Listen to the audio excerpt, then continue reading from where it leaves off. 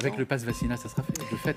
Il est bientôt 11 h. Les discussions hors plateau, eh bien, on va les avoir à l'antenne en direct sur LCI. Soyez les bienvenus dans le 9-12. À la une de l'actualité, le gouvernement va-t-il trop loin dans la gestion de l'épidémie? Pass vaccinal, dès 12 ans, interdiction de boire et manger dans les transports en commun. Parole à l'insoumise conseillère de Paris, Danielle Simonet. Le retour du masque en extérieur dès demain, voilà ce qui attend 9 millions de Français à Paris et dans plusieurs départements d'Île-de-France. Avant un réveillon quasiment sous couvre-feu dans la capitale, fermeture des débits de boissons à 2 heures. Qu'en pensent les restaurateurs? Nous allons les entendre. Bonjour Danielle Simonet. Bonjour. Merci d'être avec nous en direct sur LCI, conseillère de Paris, oratrice nationale de France Insoumise, qui nous a rejoint sur ce plateau où il y a le professeur Bruno Megarban et Jean-Stéphane Dersin, qui est chercheur mathématicien au CNRS, spécialiste des modélisations des épidémies. Voilà, quand on aura un débat sur le pass vaccinal, on parlera sous un contrôle scientifique et médical. Et il nous rejoindra également Bruno Bonnel, député La République En Marche du Rhône. Il est déjà connecté. Monsieur le député, soyez le bienvenu. Merci d'être avec nous en direct sur LCI. Le beau cadre. Alors, on va commencer par parler du retour du masque en extérieur, puisque vous êtes conseillère de Paris, dans la capitale et dans plusieurs départements d'Île-de-France dès demain. Écoutons, avant de vous entendre, ce qu'en pensent les Parisiens. S'il faut le remettre, on le remettra, mais c'est vrai qu'on a un peu épuisé. Un jour, il faut rester chez soi, un jour, on peut ressortir, et c'est vrai qu'au bout de 2 ans, il y en a marre. Je pense que le gouvernement a peur de la réponse des Français en ces temps de fête, mais qu'aujourd'hui, il faut réagir. Parce que moi, j'ai pas envie d'être de nouveau reconfiné entièrement. Je trouve ça un peu embêtant.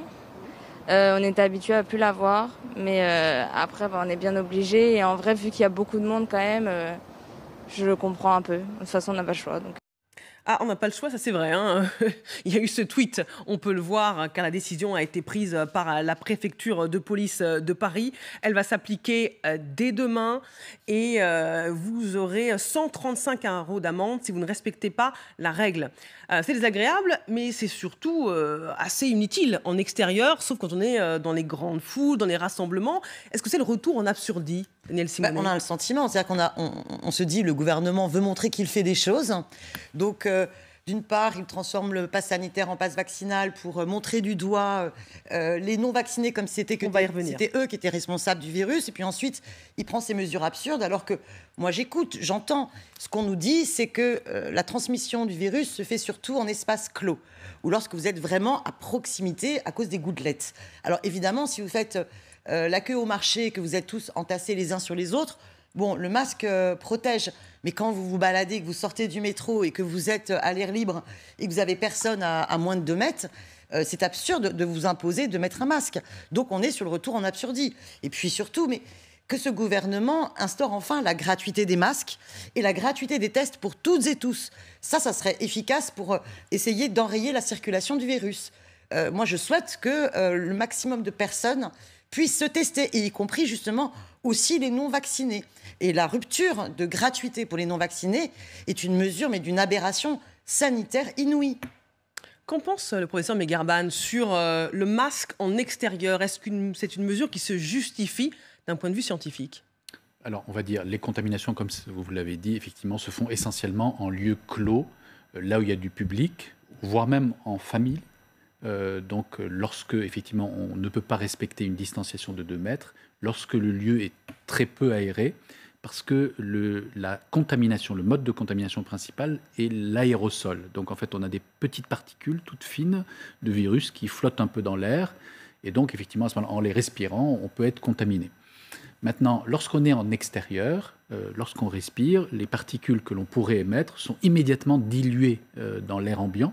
Et donc, en fait, il n'y a pas de contamination. Les contaminations pourraient survenir si on est très proche par les projections de postillons directement sur les voies respiratoires de la personne qui est en face de vous, s'il n'y a pas de masque protecteur. Donc, comme vous l'avez dit, effectivement, en espace ouvert, les contaminations représentent moins de 1% des cas. Et je dirais, le masque a un intérêt lorsqu'on est effectivement côte à côte, sans bouger, dans des espaces, même en air ambiant, mais peu aérés. Voilà. Donc maintenant, pourquoi les autorités le prennent? Je pense qu'il y a effectivement une valeur psychologique importante pour rappeler d'abord que nous sommes dans une phase d'épidémie, comme vous l'avez dit, sous forme de tsunami de contamination. Et peut-être, effectivement, se dire, bon, quand on sort de chez soi, on met le masque et puis on le garde tout le long de sa trajectoire en dehors de chez soi, et puis on le renlève lorsqu'on rentre chez soi. Voilà, moi je pense que, on va dire, aujourd'hui... Je vous sens pas très convaincu. Non, je crois que la population a bien compris l'intérêt du masque, quand il faut le mettre, quand il faut l'enlever. Donc imposer le masque en extérieur n'est peut-être pas le plus... on va dire la mesure la plus efficace. Maintenant, c'est vrai que comme il fait froid, comme c'est l'hiver, il est sûrement mieux toléré qu'en été, ça aurait été vraiment redoutable. Au moins pendant l'hiver. Au chapitre des restrictions, le réveillon, il sera masqué à Paris et dans plusieurs départements d'Île-de-France. Et il sera aussi quasiment sous couvre-feu, puisque les bars et les restaurants devront fermer dès 2h du matin. Ce sera un coup dur pour le 31.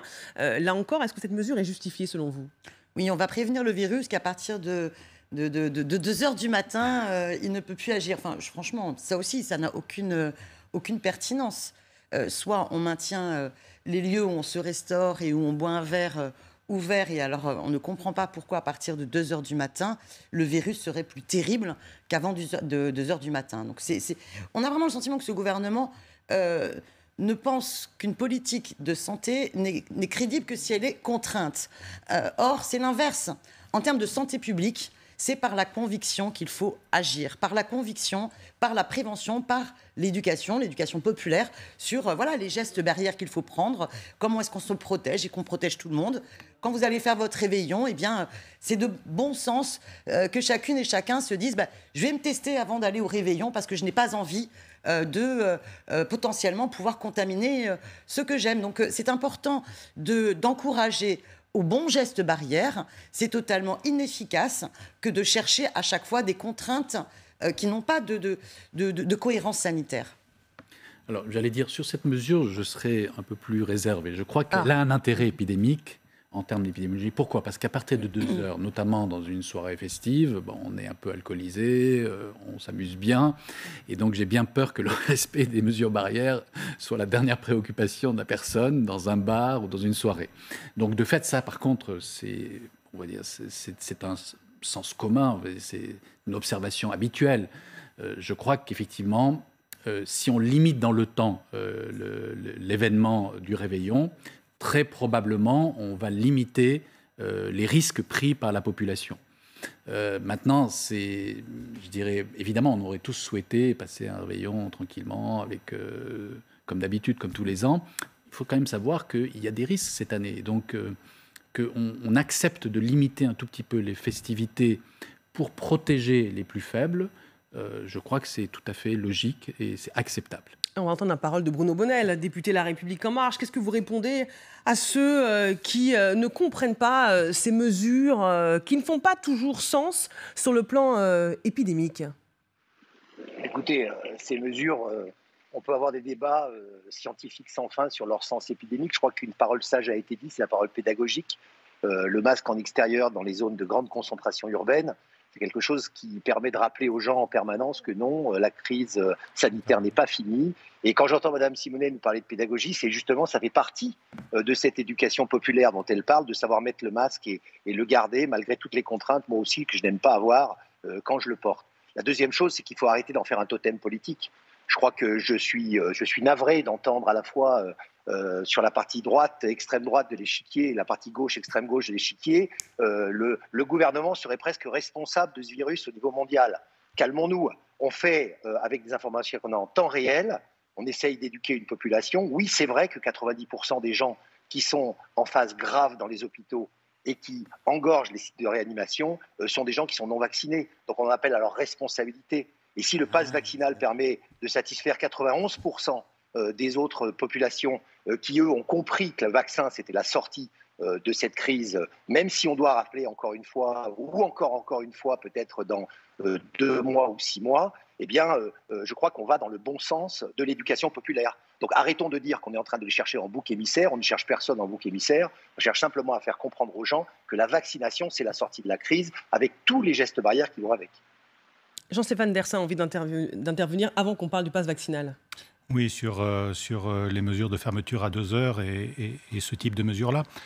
C'est des choses qui avaient déjà été mises en place il y a un an, souvenez-vous, avec les couvre-feux le soir.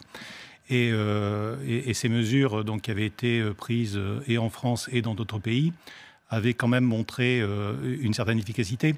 Et l'efficacité, c'est pas parce que le virus ne s'arrête pas de circuler ou ne commence pas à circuler à 2 heures du matin.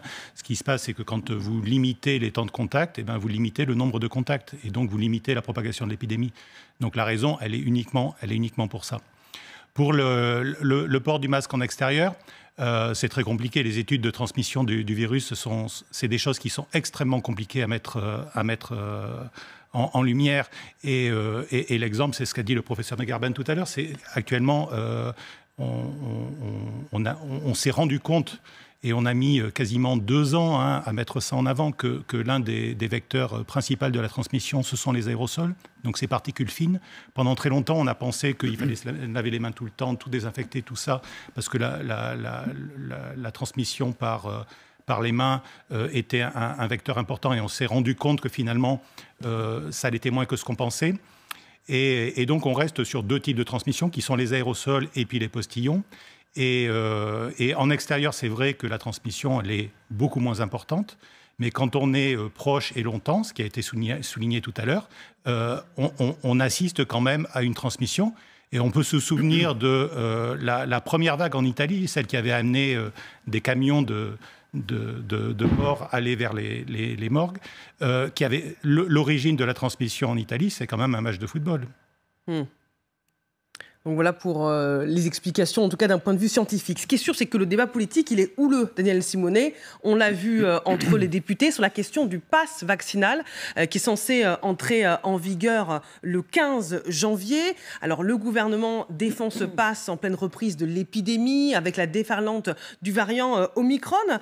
Pourquoi vous vous opposez autant à ce pass? Est-ce que ce n'est pas un mal nécessaire finalement? Alors déjà, il faut distinguer la question de la vaccination de la question du pass vaccinal, enfin du pass sanitaire ou du pass vaccinal. Nous sommes favorables à la vaccination. Nous pensons qu'il faut encourager toutes et tous à se faire vacciner. Je rappelle quand même les chiffres.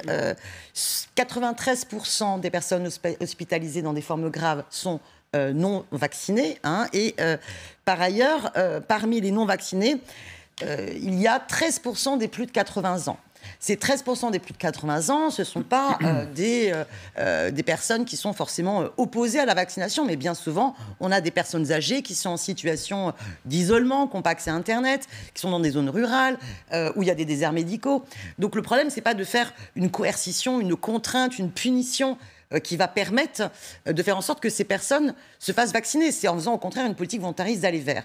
Que fait le gouvernement? Au lieu d'engager une vraie politique sanitaire, de santé publique sur la question du vaccin, finalement il instaure un régime d'exception permanent.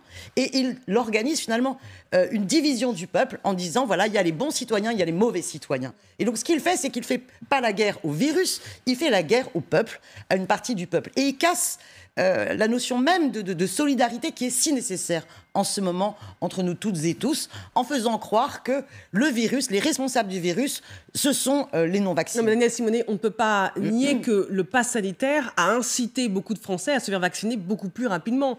Certes, on a vu le boom des inscriptions parce que beaucoup n'avaient pas le choix. Néanmoins, prenons conscience aussi d'une chose, c'est que le pass sanitaire et le pass vaccinal fait aussi naître l'illusion que parce que vous êtes vacciné, vous ne pouvez plus être contaminé et vous ne pouvez plus contaminer d'autres. Ce qui est totalement faux. Bien sûr, mais ça réduit quand même ou non vacciné, on le voit avec Omicron, finalement, vacciné ou non vacciné, on va avoir à peu près la même proportion de virus qui circulent. Par contre, la grande différence, c'est que si on est vacciné, eh bien, on ne développera pas ou beaucoup moins de formes graves. Donc c'est pour ça qu'il faut encourager la vaccination, mais sortir de ces régimes d'exception. Parce que je ne m'oppose pas au vaccin. Non, mais à la France Insoumise, nous nous opposons à ce pass sanitaire et ce pass vaccinal, qui est finalement une obligation vaccinale déguisée, donc une atteinte aux libertés fondamentales. L'OMS dit toujours il faut mieux convaincre plutôt que contraindre. Nous suivons l'OMS. Bien sûr, nous mais pensons qu'en termes de santé publique, ça n'est pas la contrainte et la stigmatisation qui nous en sort. Vu la vague qui arrive, peut-être que ce coup de pression est nécessaire. Mais vous croyez qu'avec ce coup de pression, les personnes âgées dont je vous parlais, qui sont en situation d'isolement, vous croyez que ce coup de pression va les atteindre en quoi que ce soit? Non, donc ça sera une efficacité nulle. Par contre, cela permet au gouvernement de remettre en cause les libertés fondamentales et on ne rigole pas avec cela. Bruno Bonnell vous répond. C'est un sujet sérieux. Bruno Bonnell n'est pas d'accord, il vous répond et ensuite professeur Megarban. Écoutez, j'ai connu la France insoumise avec de bien meilleurs arguments, parce que faire comprendre aux Français que vous êtes d'accord pour la vaccination, mais pas pour le certificat de vaccination qui est le pass vaccinal, alors que tous les Français, depuis qu'ils sont tout petits, ont 11 vaccins obligatoires. Et si vous voulez mettre un enfant en crèche, vous devez les présenter à une crèche avec au passage vos papiers d'identité pour certifier que c'est le bon enfant ou le livret de famille. Donc écoutez, là ça ne tient juste pas debout. C'est un argumentaire politique et encore une fois je regrette que la France insoumise utilise le drame que nous vivons, la Covid, en argumentaire politique avec des arguments. Mais Macron lui-même était contre au départ le pass vaccinal. Écoutez, Macron lui-même disait non, on n'interdira pas les lieux de tous les jours à ceux qui ne sont pas vaccinés. Je ne vous ai pas interrompu et je ne suis pas sur le plateau, donc je ne vous vois pas. Donc écoutez, je crois que la chose qui est la plus raisonnable à dire, c'est faisons une union nationale autour de ce pass vaccinal qui est simplement la validation de votre vaccin. Quant aux personnes que vous décrivez, c'est bien justement pour les repérer, les aider, les convaincre à être vaccinés que nous mettons en place le pass vaccinal. Parce que si vos chiffres sont vrais et que 13% des plus de 80 ans ne sont pas là, eh bien au moins s'ils ont l'occasion d'aller quelque part dans un restaurant, prendre un train, etc., ils se rendront compte qu'ils sont à ce moment-là dans une difficulté et on les prendra en charge, comme c'est le cas pour toutes les personnes qui sont en fragilité. Donc arrêtons ces arguments, s'il vous plaît, Madame Simonet. Je vous connais, vous êtes comme moi, quelqu'un qui est assez ouvert. Donc arrêtons ces arguments politicards vis-à-vis de la Covid. Nous sommes tous pour la vaccination. Ne le traitez pas de politicard. Vous respectez le désaccord, ne le traitez pas de politicard. Alors il est politicien. J'enlève le quart si vous voulez. Nous sommes pour encourager la vaccination. Non, je ne crois pas. Pas pour mettre en place des passes vaccinales et des passes sanitaires. Je ne crois pas que ça soit une question de conviction. Quand on est dans un pays de liberté et de droit comme la France, regardez ce qui se passe dans d'autres pays où la vaccination est beaucoup moindre. Regardez ce qui se passe dans les pays qui sont obligés de reconfiner, de refermer. Là, on peut parler effectivement de complications de liberté et de contraintes, comme malheureusement nous l'avons vécu pendant 2 mois en 2020. Mais là, nous voulons justement garder le pays opérationnel. Nous encourageons les gens à se vacciner et nous souhaiterions justement que le 3 janvier, quand je serai avec tous les autres députés dans l'Assemblée nationale, nous arrêtions de nous battre sur quelque chose qui fait partie de l'union nationale et non pas de débat politicien sur lequel on aura bien le temps pendant la campagne présidentielle de revenir. Professeur Megarban. Alors, donc d'abord, je reconnais que Madame Simonet, évidemment, défend le vaccin, ainsi que son parti, et je crois que c'est quelque chose de très important. Il faut bien sûr continuer à affirmer que le vaccin est la meilleure façon de se protéger contre le risque de se retrouver en réanimation ou de mourir. Et donc ça, il faut absolument l'encourager. Après, effectivement, il y a une question de comment permettre la vaccination. Bien sûr, en théorie absolue, on serait tous d'accord que il faut prendre son temps, expliquer, convaincre, obtenir le consentement, revenir. Le problème, c'est qu'il y a malheureusement une urgence. C'est ça le point important. C'est qu'il y a une urgence. Et que, comme vous le savez, lorsque on commence la vaccination, ça n'est qu'1 mois et demi après qu'on est protégé. Et encore, il faut le boost désormais du rappel le plus rapidement possible pour pouvoir avoir une immunité suffisante contre ces nouveaux variants, dont Omicron. Et donc, de fait, évidemment, une urgence absolue. Et donc, je suis favorable au pass vaccinal. Dès l'âge de 12 ans, ce n'est pas trop tôt ? On peut discuter, mais pour moi, oui. Moi, je suis même favorable à la vaccination des enfants à partir de l'âge de 5 ans. Aujourd'hui, on a des études très solides, une expérience mais très large qui montre que ce vaccin, non seulement efficace, mais parfaitement bien toléré. Pourquoi voulez-vous, même pour un enfant, prendre le moindre risque de mourir, de se retrouver en réanimation ? Vous voyez, tous ces gens qui parlent, ils n'ont jamais mis le pied en réanimation. Je vous promets, vous faites un petit tour avec moi dans le service, mais vous sortez de là, mais tout de suite, vous dites « Où est le centre de vaccination ? Vaccinez-moi instantanément !» Vous voyez, parce que c'est horrible, c'est horrible. Tous les gens qui parlent de liberté individuelle, Je leur demande de venir, rester même quelques heures branchés à l'oxygène dans une salle de réanimation. Mais ils changent directement d'idée. La liberté, c'est la vaccination. Moi, je pense vraiment qu'en termes de santé publique, la question de la confiance, restaurer la confiance est extrêmement important. Pourquoi, par exemple, pourquoi est-ce qu'en Martinique, en Guadeloupe, on a un taux de vaccination qui est beaucoup plus faible qu'ailleurs, par exemple? On sait pertinemment que l'histoire du chlordécone, qui a empoisonné et qui n'a toujours pas été jugé... Mais est-ce qu'on ne mélange pas tout, là? Non. Essayons de comprendre pourquoi est-ce qu'à un moment donné, on a des résistances à la vaccination chez certaines populations. Essayons de voir aussi comment est-ce qu'on restaure de la confiance. Moi, ce que je pense vraiment, c'est que le rapport aussi à l'industrie pharmaceutique est un sujet. Pourquoi nous sommes favorables à la levée des brevets? Pour 2 raisons.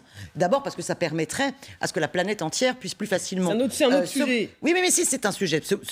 Produire le vaccin et pouvoir le diffuser. Je veux dire, quand en Afrique, on a à peine, je crois, 4 personnes sur 100 qui sont vaccinées. Ça veut dire qu'à l'échelle mondiale, on laisse la possibilité à de nouveaux variants et qu'on ne s'en sort pas. Donc la question de la vaccination, elle doit poser aussi la question de la levée des brevets. Mais si à un moment donné, les brevets, la levée des brevets était instaurée et qu'il y avait enfin un pôle public du médicament, je peux vous assurer que vous restauriez à ce moment-là de la confiance pour tout un tas de personnes qui se disent, mais enfin, BioNTech, Moderna, Pfizer, ils se font... C'est une proposition. $1,000 on de vous l'entend par seconde, $1,000 de bénéfices par seconde. Et c'est vrai que c'est scandaleux. Et pourtant, je dis, malgré tout, vaccinez-vous. Au moins, c'est clair. Du médicament, il nous reste ça permettrait très aussi peu de temps. La parole à Jean-Stéphane Dersin, et après, je voudrais vous faire réagir à une autre Je suis question. tout à fait d'accord avec vous. Il est extrêmement important que la confiance soit rétablie et il est extrêmement important d'expliquer aux gens ce qu'on sait, et ce que je dis depuis tout à l'heure, ce qu'on sait et ce qu'on ne sait pas. Et par exemple, je trouve assez dangereux ce que vous venez de dire en disant que la vaccination ne protège pas sur la contamination et la transmission, parce que ce n'est pas vrai. La vaccination, elle protège beaucoup moins que contre les formes graves, mais elle protège quand même de façon partielle. Donc ça, il faut aussi que les gens le sachent. C'est-à-dire que quand vous êtes... Parce qu'on venait de me le dire à ma gauche. Hein. Non, de façon partielle, vous êtes protégé. Mais de façon partielle, c'est quand même quelque chose qui est important. C'est-à-dire que si vous enlevez la moitié des balles d'un pistolet et que vous tirez, vous n'avez plus qu'une chance sur 2 de tirer, mais donc des fois vous tirez encore, mais vous avez quand même la moitié des chances de tirer. Et pour la vaccination, c'est pareil, c'est-à-dire que vous êtes aussi protégé contre le fait d'avoir des formes légères et des formes symptomatiques. Et vous êtes aussi protégé contre la transmission de façon partielle. Alors, il se dit des choses inverses sur le Omicron, mais... Exactement. Alors, il se dit... Est-ce que vous avez des précisions là-dessus? Qui dit et sur quelle étude? Mais en tous les cas, ça ne suffit pas. Il ne faut pas croire qu'être vacciné suffit à être protégé. Alors, ça ne veut pas dire qu'il faut lever les gestes barrières. Respecter les gestes Exactement, barrières. Je suis tout à fait d'accord avec vous.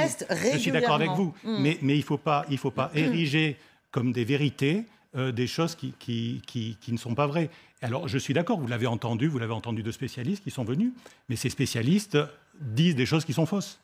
Parce qu'il faut regarder de près les études, ce que nous dit Jean-Stéphane Dersin. Une toute dernière question. En plein débat sur le pass vaccinal, on a vu qu'il y a eu une augmentation des violences envers les élus, avec des élus qui ont été menacés, agressés à leur domicile. On a entendu un député de la République En Marche qui avait vu son domicile en partie brûlé, avec des tags « non au pass vaccinal ».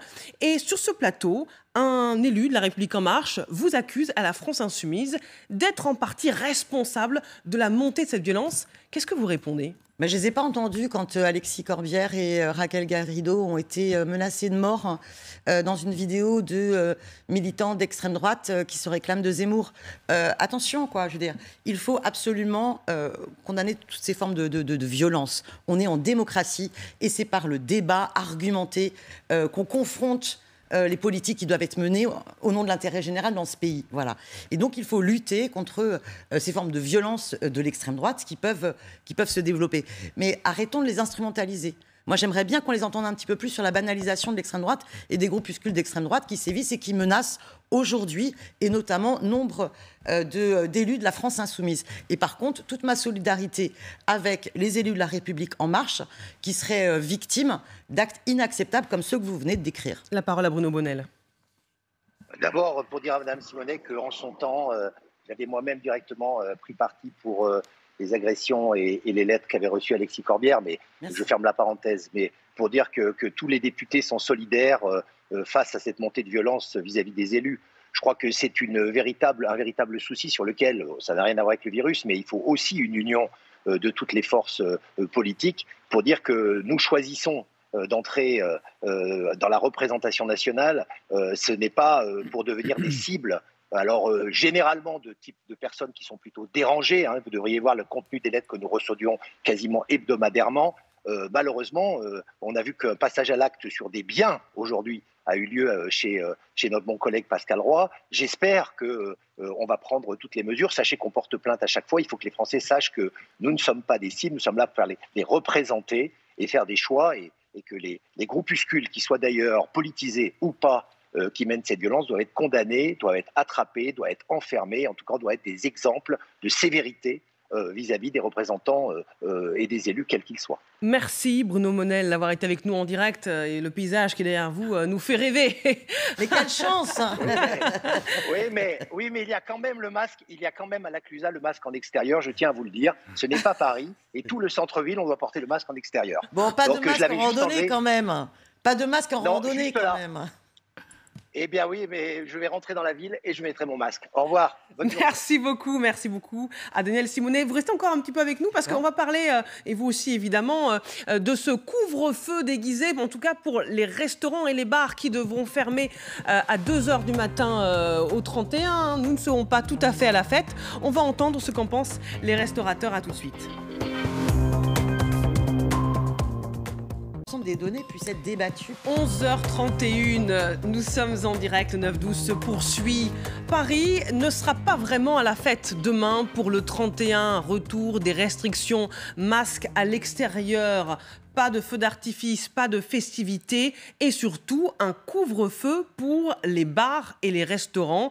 Fermeture à 2h du matin. Un coup dur pour une profession qui aurait peut-être aimé profiter des fêtards. On va entendre Laurent Lutz, bonjour, président de la branche café, brasserie et établissement de nuit de l'UMI. Merci beaucoup d'être avec nous en direct. Comment vous réagissez à cette annonce qui a été faite tardivement hier soir ? Encore une mesure de plus, c'était parce que les annonces qui ont été faites par le Premier ministre étaient donc au 3 janvier, donc ça nous laissait quand même un peu d'espoir pour le réveillon, même si la danse, déjà un grand coup dur, était interdite dans tous les bars, les cafés et les restaurants. Là, à 2h du matin, on n'est pas pareil partout en France. Vous avez des arrêtés préfectoraux à 1h du matin, vous en avez aussi à 3h, beaucoup, et puis Paris à 2h du matin. Donc voilà, je pense que c'est une attaque à la liberté de travailler normalement pour nous, et ça se réduit de plus en plus.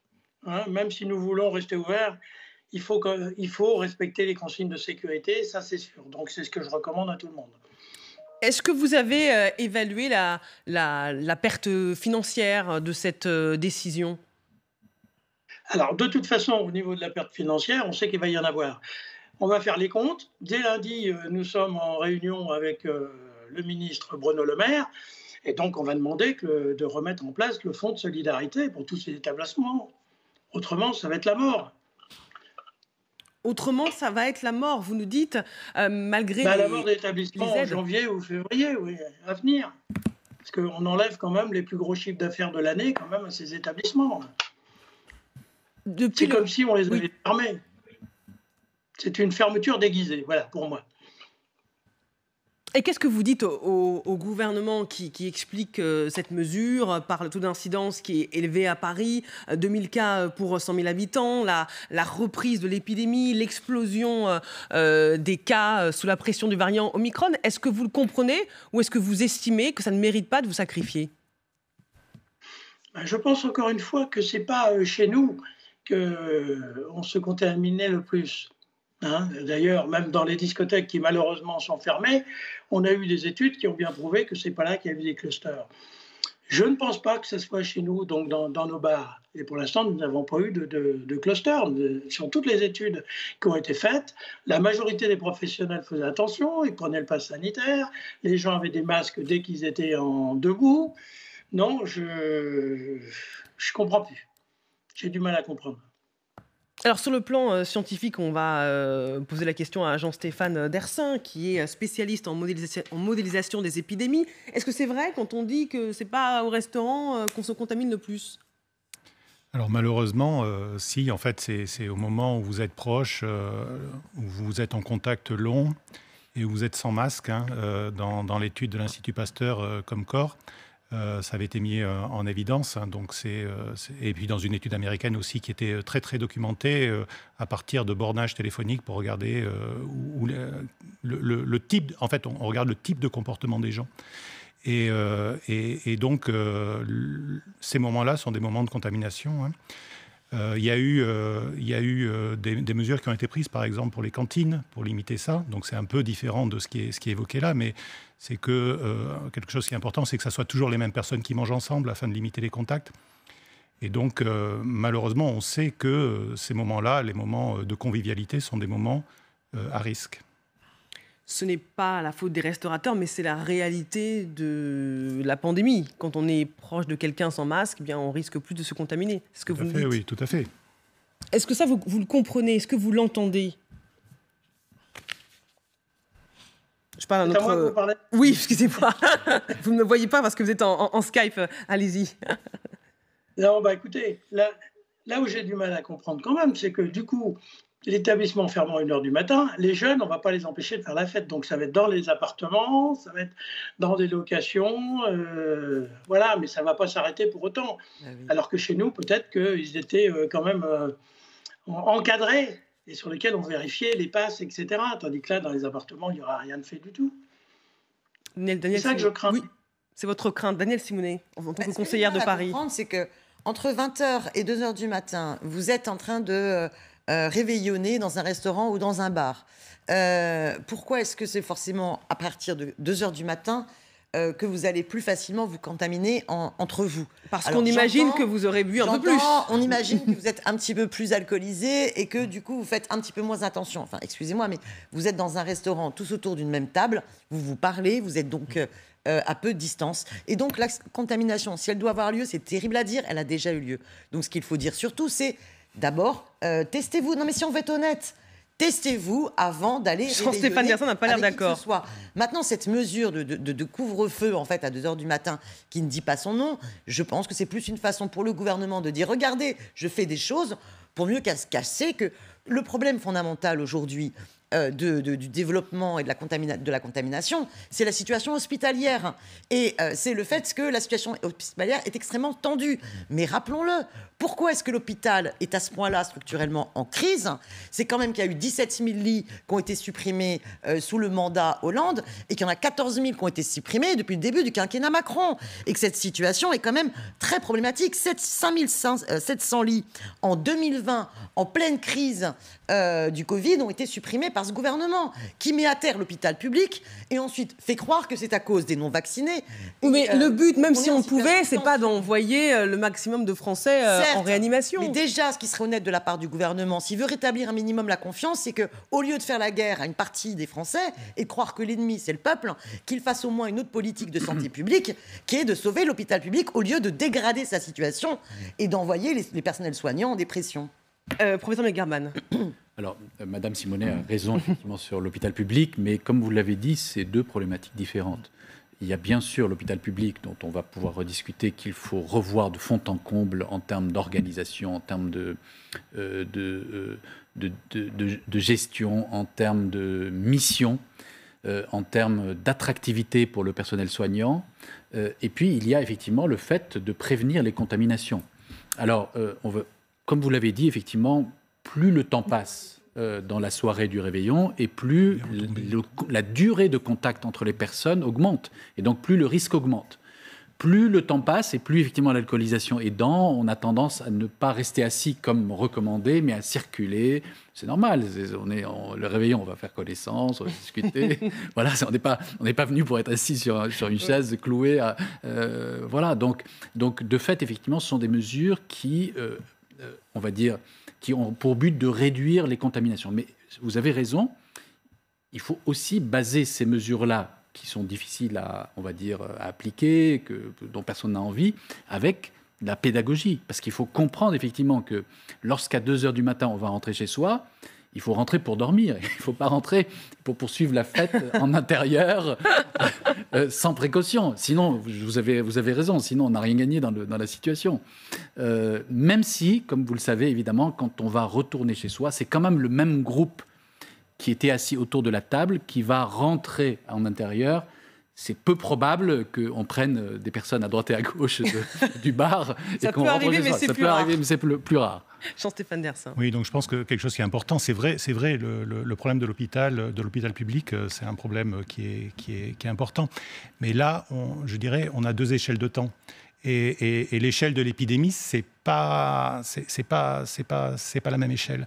Et donc là, on l'a bien vu, il a été signalé que dans un premier temps, les mesures devaient être appliquées à partir du 3 janvier. Puis finalement, elles sont appliquées là, immédiatement. Ouais. Je pense qu'il y a une précipitation devant l'envolée de l'épidémie qui fait qu'il faut réagir rapidement.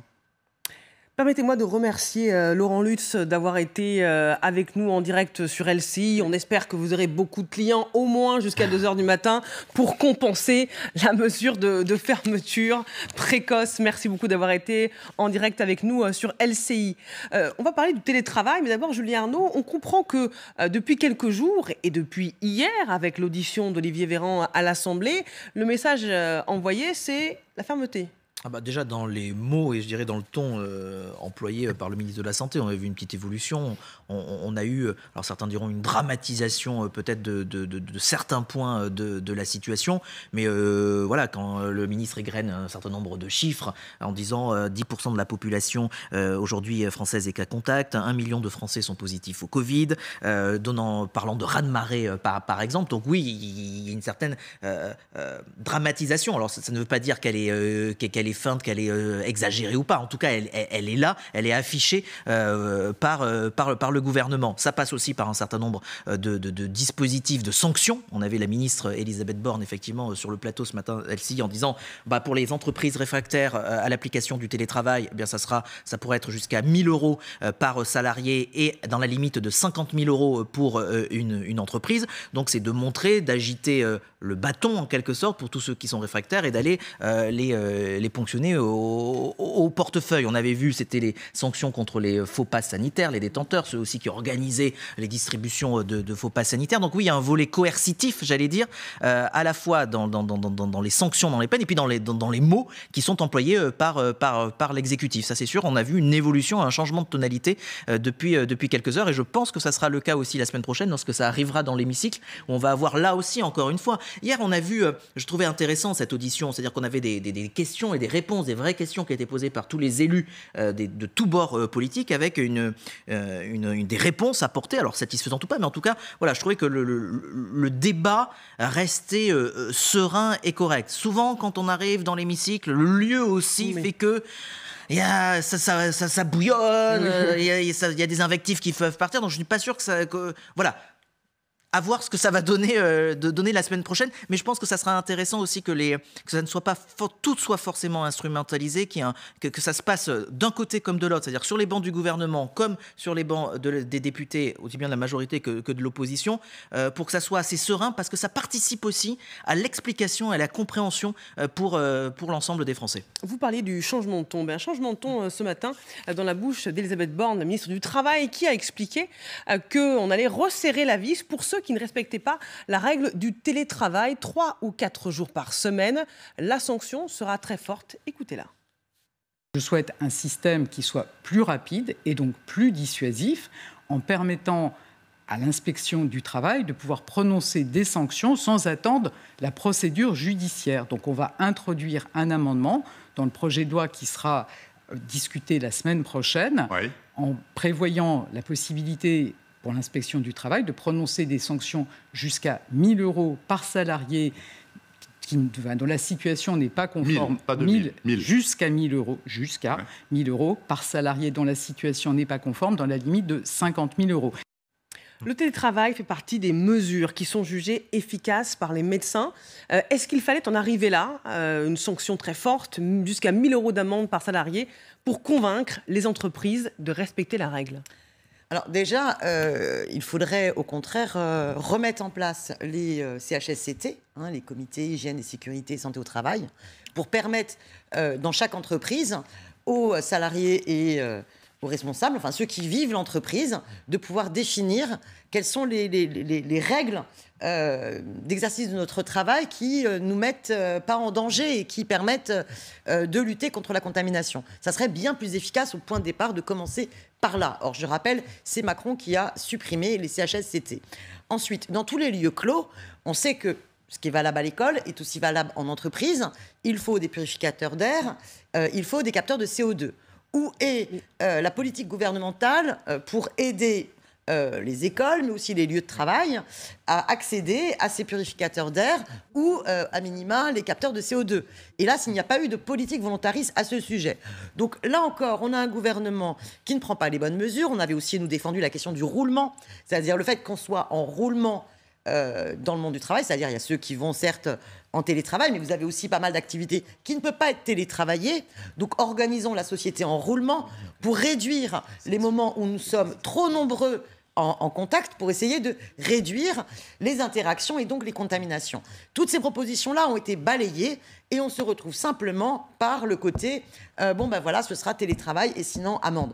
Je trouve ça quand même une... Mais je pense que si on explique à l'inspection du travail qui vient vérifier dans les entreprises qu'on fait un roulement une semaine sur 2 au lieu de 3 jours sur 4, ça fonctionne. Ça prouvera qu'on essaie ça serait très intéressant de diminuer le nombre de personnes en entreprise, ce que d'ailleurs nous on avait fait en partie lors du premier confinement. Alors sur la CHSCT, il a été supprimé, mais refondu dans une autre organisation. Donc, il y a toujours C'est ça, mais qui n'a pas du tout les mêmes pouvoirs. Puis moi, je vais vous dire un exemple. Par exemple, à la mairie de Paris, là, les CHSCT, enfin équivalents, ne sont pas autorisés en présentiel du fait de la contamination. Or, avec des masques, si les salles étaient, disposaient de purificateurs d'air ou de capteurs CO2, la démocratie en entreprise pourrait fonctionner. Et donc, les agents de la ville de Paris pourraient définir les meilleures règles.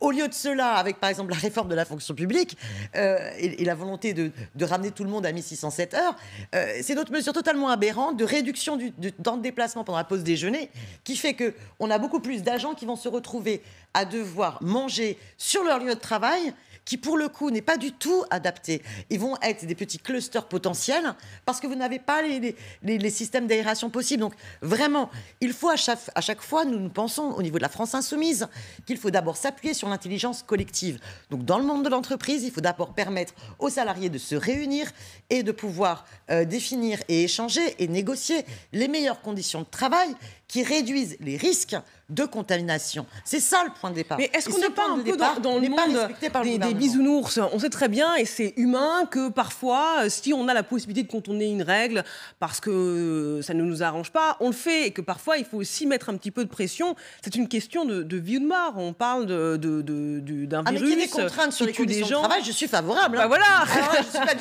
Alors là, je suis favorable à des contraintes. Je suis d'ailleurs favorable à ce qu'on recrute à nouveau beaucoup d'inspecteurs du travail, parce que là, le gouvernement va se rendre compte qu'avec sa mesure, c'est bien gentil, ces effets de communication. Mais vu le nombre d'inspecteurs du travail qui ont été supprimés année après année, il va se rendre compte qu'il ne pourra pas appliquer son blabla. Parce que pour l'instant, en fait, c'est du blabla pour montrer qu'il est hyper autoritaire, alors qu'en fait, dans les faits, c'est d'abord d'un point de vue du Code du travail à côté de la plaque, et en plus d'un point de vue des capacités à faire respecter et appliquer sa politique, en l'absence... Enfin, il y a un nombre tellement insuffisant d'inspecteurs du travail, ce ne sera pas possible. Mais encore une fois, si on veut être efficace face au virus, faisons des politiques à aller vers. Moi, je ne comprends pas qu'il y ait toujours des personnes qui soient sans abri dans la rue et pas mis à l'abri, et vis-à-vis desquels il n'y a pas de politique volontariste de vaccination. Pourquoi est-ce que dans nos prisons il n'y a pas beaucoup plus de politique de santé pour aller vers? Comment ça se fait qu'on se contamine tant en prison? Qu'on pose aussi tous ces sujets sur la table, parce que là on voit un gouvernement qui communique simplement comme celui qui pense qu'en restreignant les libertés et en étant à chaque fois dans la coercition, on va lutter contre un virus. En fait, on va surtout mépriser un peuple et mépriser ses libertés. Professeur Bonoumi-Garban, sur le télétravail, est-ce que le gouvernement a raison d'être ferme sur cette mesure qui prouve son efficacité? Oui, d'un point de vue sanitaire, on va dire le virus se transmet parce que les gens se croisent et se parlent de près sans mettre le masque. Alors, dans beaucoup d'entreprises, évidemment, les conditions sanitaires sont bien respectées. On travaille avec le masque et les espaces sont aérés. Mais le problème, c'est que malheureusement, à la pause, on va prendre le café devant la machine. Et là, on enlève le masque parce qu'il faut boire le café. À midi, on va manger ensemble parce que, bon, il faut quand même un peu de convivialité, on le comprend. Et c'est là que se font les contaminations sur le lieu de travail. Donc, de fait, effectivement, très clairement, le télétravail contribue à réduire les contaminations. Et dans une période de très forte circulation du virus, c'est un moyen, on va dire, beaucoup plus acceptable qu'un couvre-feu, on le voit, que fermeture de lieux de loisirs. Donc, oui, il faut aller dans ce sens, quitte à l'imposer. Mais en fait, ce qu'il faut, c'est qu'au final de cette crise, et là je suis d'accord avec vous, il faut sortir de ces crises en ayant fait un certain nombre de réformes, de modifications structurelles dans un certain nombre d'entreprises, de modifications des conditions de travail pour tirer la société vers le haut. Oui. On voit bien que toutes ces épidémies, tous ces problèmes vont aller croissant parce que malheureusement, il y a le réchauffement climatique, il y a des expositions à de nouveaux agents, il y a la mondialisation et effectivement, il faut réfléchir les conditions de travail, les conditions de vie. Et il faut qu'en fait, qu'on tire bénéfice de cette crise gravissime pour s'améliorer pour le futur, sinon on va aller dans le mur. Merci à toutes et à tous d'avoir participé à ce débat dans le 9-12. À suivre, LCI Midi. Nous, on se retrouve avec Julien Arnaud. Demain, dernier jour de l'année. Dernier jour de l'année, le 31. Très bonne journée sur LCI.